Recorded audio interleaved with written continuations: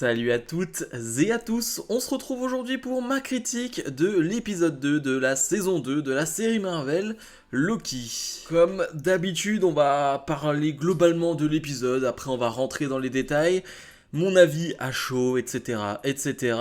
Un épisode donc où on va suivre forcément Loki et Mobius qui sont à la recherche de Sylvie. Et à cause de, et à grâce à X5, donc X5, je sais pas comment ils le disent en français, X5 je pense, tout simplement, je sais pas pourquoi je cherche compliqué, eh bien ils vont réussir finalement à arriver à une piste qui va mener à Sylvie.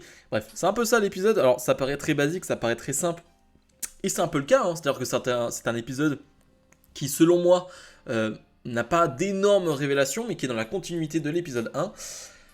J'ai adoré une nouvelle fois, alors je vais un peu rappeler tout ce que j'ai dit la semaine dernière, c'est-à-dire que visuellement, une nouvelle fois, c'est sublime, vraiment, la série Loki est sublime et je trouve ça encore plus beau que la saison 1, je trouve qu'il y a encore plus d'efforts, il y a encore plus de décors, il y a encore plus une volonté de faire bien les choses et de faire de belles choses, de montrer de belles choses.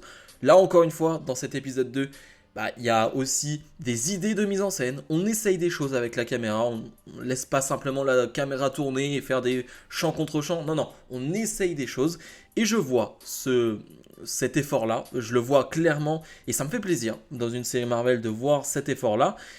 Comme je le disais, donc c'est un épisode qui certes ne fait pas avancer énormément l'intrigue, quoique on peut en reparler là-dessus, mais qui pour moi fait énormément avancer le développement des personnages.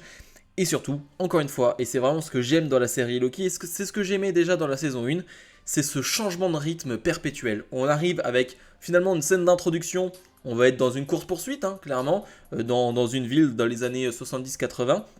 Vraiment une course-poursuite où c'est Loki finalement à pied, hein, vraiment. Et à ce moment-là, on va d'ailleurs voir Loki utiliser ses pouvoirs et ça fait extrêmement plaisir parce que c'est vrai que c'est pas quelque chose qu'on a vu énormément dans la saison 1, étant donné que quand tu es dans la TVA, tu ne peux pas utiliser tes pouvoirs. Et bien là, Loki, là, on n'est plus dans la TVA et donc du coup, Loki utilise ses pouvoirs, il va se dupliquer, il va utiliser sa magie.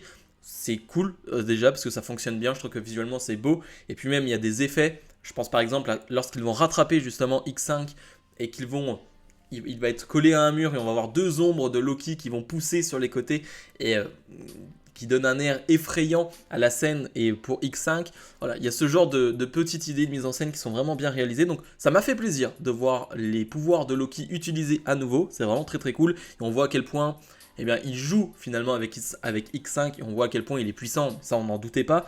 C'est ce qu'avait été possiblement reproché dans la saison 1, le fait que Loki a certes des pouvoirs mais ne s'en servait pas beaucoup, il paraissait presque faible parfois. Là je trouve que là sur la petite scène qu'on a vue, on voit à quel point il est puissant et à quel point il peut jouer avec son adversaire tellement il est fort.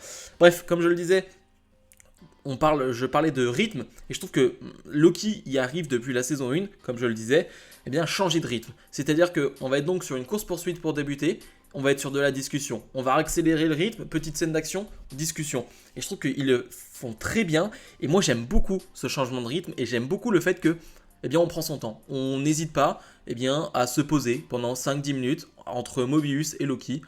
Discussion autour d'une tarte au citron vert. Et on parle. Voilà, tranquillement. Et ça, j'aime beaucoup. Et c'est déjà ce qu'on avait eu dans la saison 1.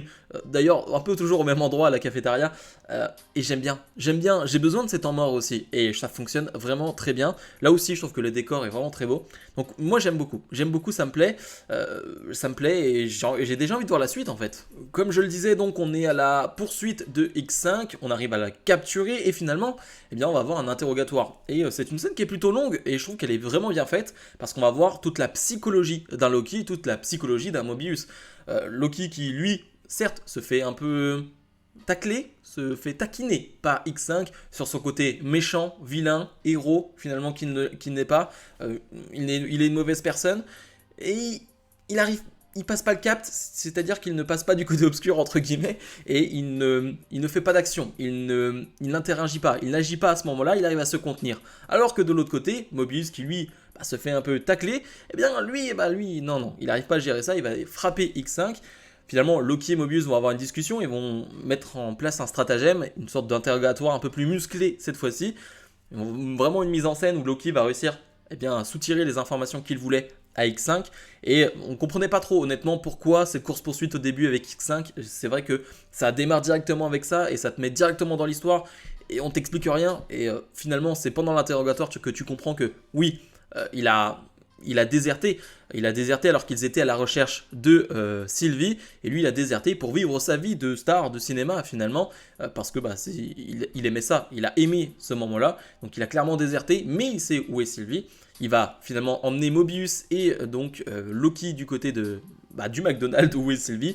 Et on va voir la confrontation, on va dire le retour de la relation entre Loki et Sylvie.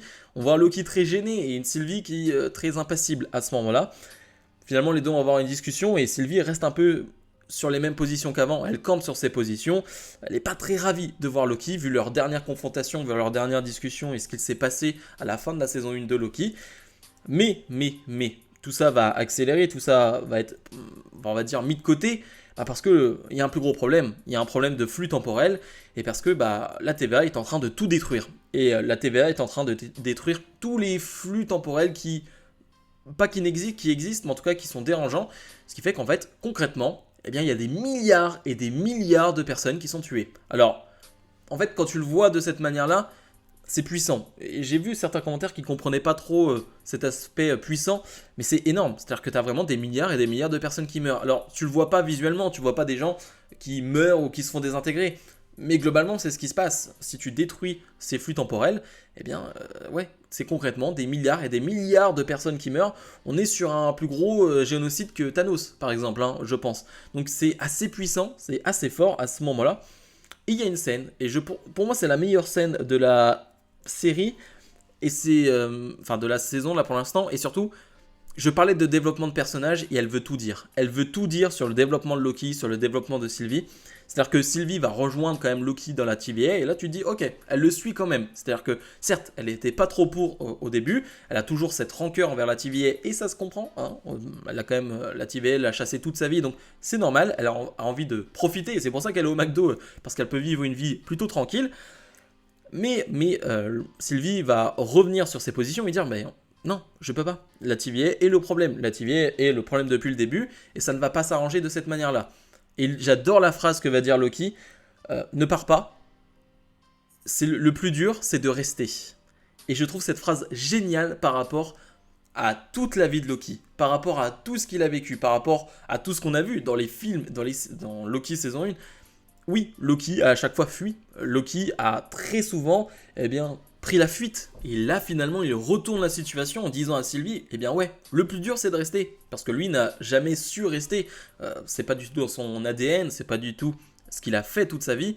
Et là, il le dit. Et je trouve ça beau par rapport à toute l'histoire de Loki, par rapport à tout ce qui a été raconté sur lui, par rapport à tout ce qu'il a fait. Je trouve ça vraiment beau. Vraiment, j'ai trouvé cette phrase vraiment sublime. Sur le coup, moi, elle m'a directement marqué, elle m'a directement touché.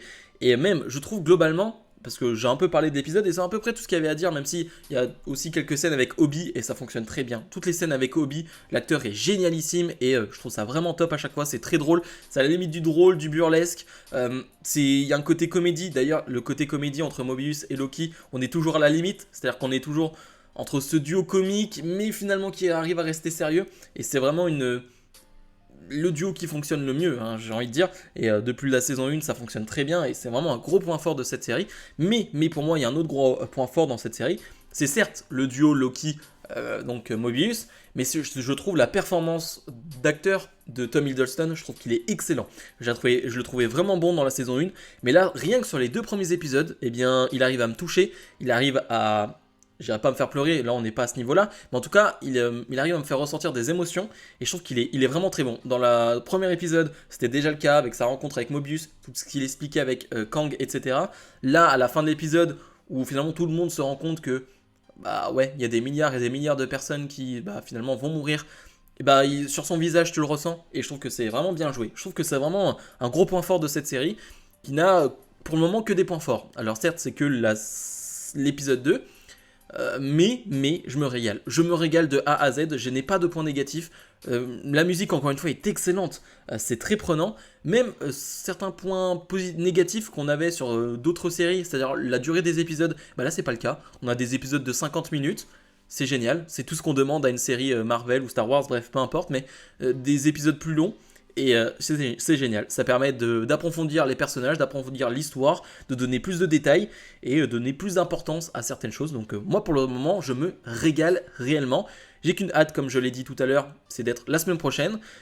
Et voilà, comme d'habitude, n'oubliez pas de mettre le pouce vers le haut, de vous abonner. Et nous on se retrouve donc la semaine prochaine pour l'épisode 3 de Loki.